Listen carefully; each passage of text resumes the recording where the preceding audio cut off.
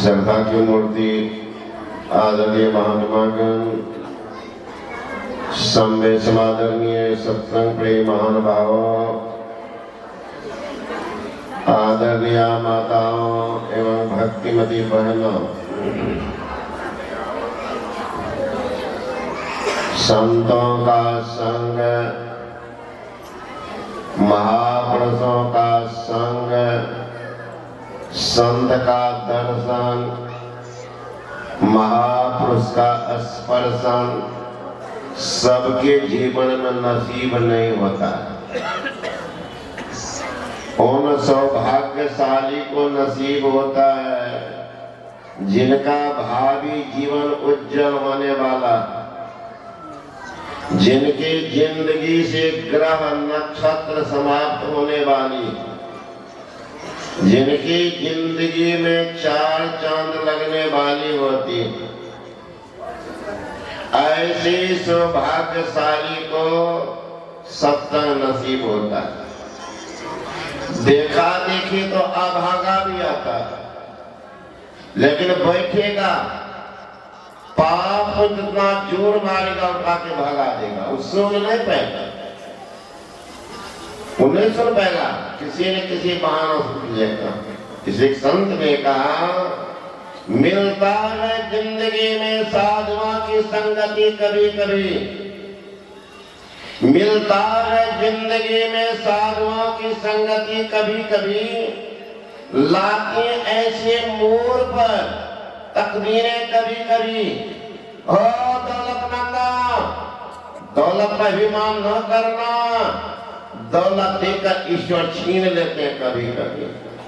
जिन पर आपका अभिमान है, गुमान है, ये तो थोड़े दिन के लिए, थोड़े दिन के लिए है, कहाँ बदल जाएगी जिंदगी, कहाँ।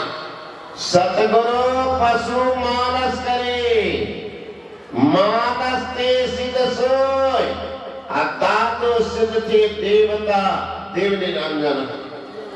पशु को मानस, पशु मतलब जानवर बद जीवन गुजारने वाला, ऐसे मानव में भी एक जान फूंक देते हैं।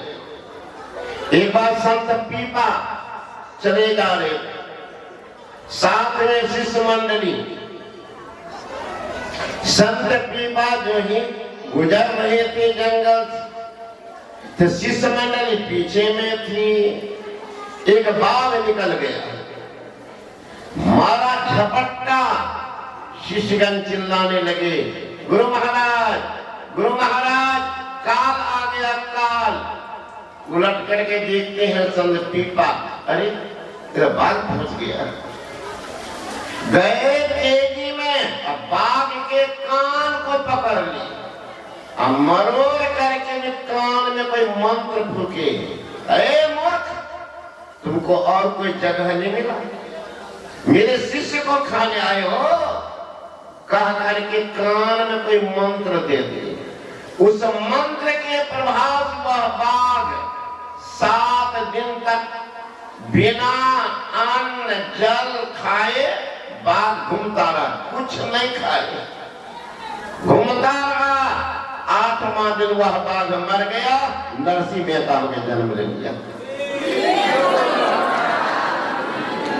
एक भूख ने जानवर को मानव बना दिया। संत पीपा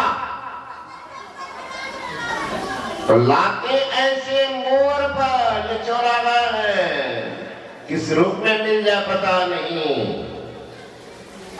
किस रूप में। आप मच्छंदरनाथ का नाम सुने होंगे। मच्छंदरनाथ भीख मांगते, किनको पता होगा कि भीख मांगने वाला का वेश में कोई संत घुसा हुआ है?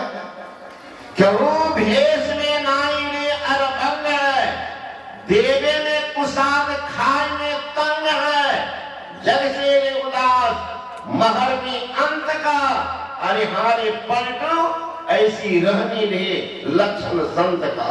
भेष कैसा हो पर ऊंचा जिसका ख्याल है, दीन बाहर से दिखे लेकिन भीतर से मालो माल है। कोई कहता भिक्षु है, कोई कहे नहीं नहीं ये तो कंगाल है, कोई कहता भिक्षु है, कोई कहे कंगाल है, पर गुदरी पहने हुआ गुदरी का लाल है। मच्छंदरनाथ घूम रहे थे, एक माई के घर में जा चौथ रघुवीर की भाई लगा दी। एक माई दौड़ती आई भिक्षा लेकर, उनके झोला में डाल दी। मत्स्येंद्रनाथ जी महाराज देखने में बहुत सुंदर थे। अब माई भिक्षा देके लौटी तो रोने लगी। सुचित अफसोस की रुलाई, आवाज लगा दी, अरे माई, ओ माई, लौट गई। भिक्षा देकर तू रोई क्यों? मैया कहती है कि बाबा आप भी किसी माँ के पुत्र हो। वो माँ कैसी सौभाग्यशालिनी थी कि आप मुझे संत पुत्र को गोद में खिलाई, जिनसे जीवों का कल्याण होगा। मैं कैसी अभाग्नी पापनी हूँ बाबा, गोद अभी तक खाली है, निसंतान। तरह तरह के बालंबे में नाम पर लगे हुए, कोई कहती है बाज है, इसका मुंह मत देखो पाप लगेगा। बाबा घर से नहीं निकलती, बदकिस्मती पर रुलाई आई। मैं कैसी बदकिस्मती हूँ, घर बिल्कुल खाली, इसलिए रुलाई आई। बाबा आप भी सी माँ के पुत्र हो। वो माँ कैसी सौभाग्यशाली थी। उनकी हृदय की वेदना, उनकी आर्त पुकार, उनके भीतर की कुंठित वासना मानो जग गई। मत्स्येंद्रनाथ ने कहा संतान नहीं है। नहीं बाबा, देख लो ये मकान, ये महल, ये जमीन, ये जायदाद हमारी है, भोगने वाला ही है,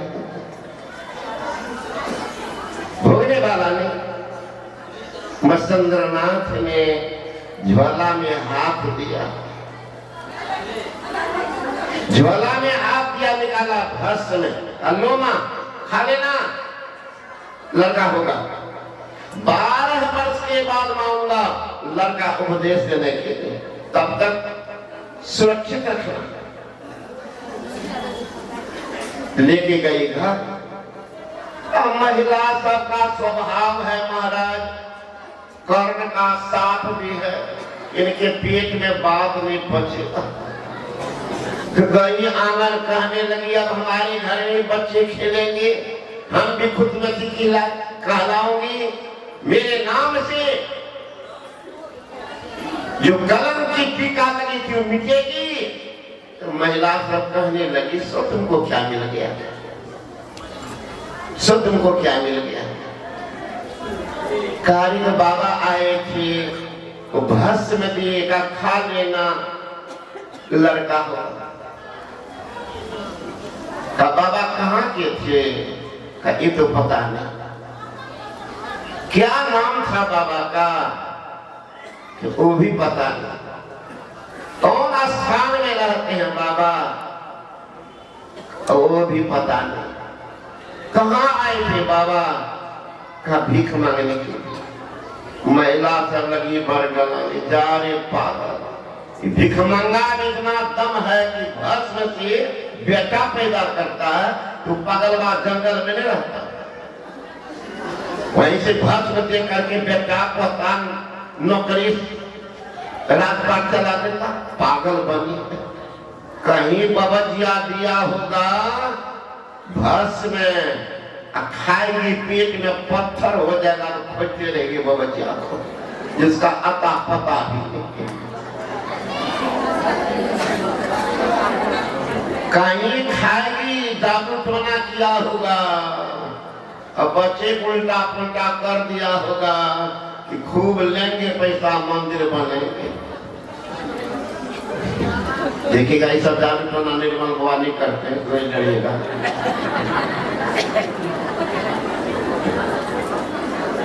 कहीं जादू टोना दे करके दिया होगा, पेट में बच्चे को उल्टा देता, तो दौड़ दौड़ कर दिए और पैसा बबजिया का, वो भी बबजिया का फोटो ने, बाबा का तो फोटो। तो कहा क्या करें बहन जी, का क्या करो, फेंक दो। फेंक दिया। गांव के बाहर में पूरे लोग एक ही जगह गोबर जमा करते, बुहार सुहार के जा करके गोबर के गड्ढा में डाल।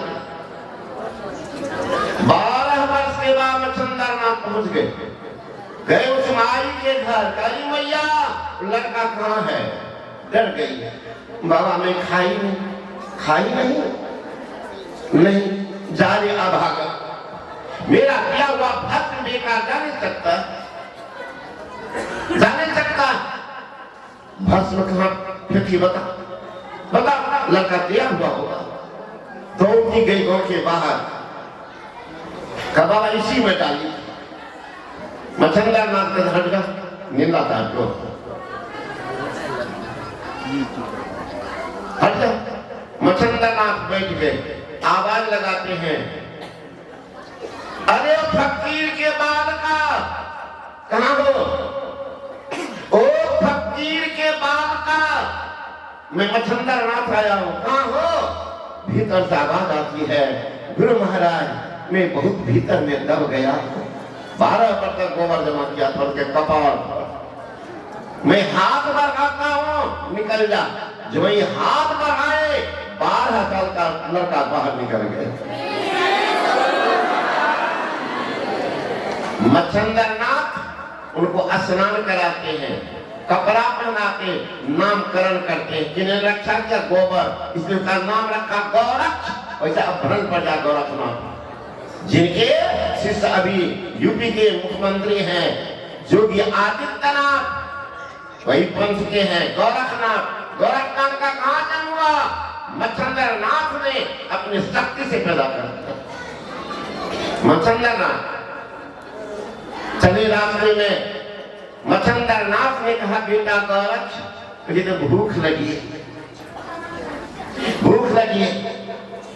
थोड़ा मांग लोगे? कहा ठीक है गुरु महाराज, लिया था। दौड़ के गए को कहते अरे ओ कोई माई हो उदार, गुरु महाराज को भूख लगी है, थोड़ा भोजन दो। अभी कम उम्र का लड़का छोटा सा है, अब मांग रही है तो स्वाभाविक। एक माई देखी दौड़ का आई, कहा क्या बात है बाबा? कहा गुरु महाराज भूख लगी है। अब लोग पूछने लगे तरह तरह की बात, भाई 12 साल का लड़का है ना? बाबू सौतेली माँ के घर से भागे हो क्या? क्यों भागा इतना कम उम्र में? किसने तुमको दुख दिया? गोरखनाथ कहते हैं कि मैया किसी ने कोई दुख नहीं दिया, तो बाबा जी क्यों बन गया? गोरखनाथ कहते हैं हे मैया, जीव को बड़ा कष्ट होता है जन्म लेने, और उतना ही कष्ट होता मरने के समय। जन्मने मरने के समय पीड़ा होत अपार, 1000 बिच्छू डंक सम पीड़ा होते कबार। हे मैया जन्मने और मरने में जो कष्ट होता है उसी डर से मैं बवाली बन गया। जामन मरण बहुरी वियोगी ताथे गौरख भेला जो जन्म ने मरने के डर से गोरखनाथ से बवाली बना। मैया भिक्षा दे, वो मैया गई घर में बड़ी भात ला के दे, गए मच्छंदरनाथ को दिए, मच्छंदरनाथ सब बड़ी भात खा गए। कहा गौरख का जिग्रदेव, अरे मैया तो बड़ी अच्छी बड़ी भात बनाए और मांग लोगे? का गुरु महाराज मांग लो। फिर गए, अरे मैया थोड़ा और बड़ी भात दे। मैया कहने लगे जा रे अबोध सन्यासी, तुम्हें अभी कोई संसार का ज्ञान नहीं हुआ, कोई संसारी ज्ञान। अरे भोजन बनाई हो पति के लिए, बेटा बेटी नाती पोता के थोड़ा ज्यादा कदम दे दिए, जाओ और घर में मांग लेना। काले मैया गुरु महाराज बड़ी भात पसंद की, थोड़ा सा दे दो। का तुम पेटू हो, राशन खाली हो क्या? गुरु के नाम पर अब मांगने के आए हो? हाँ नहीं मैया, मैं विश्वास दिलाता हूँ गुरु महाराज ही खाए।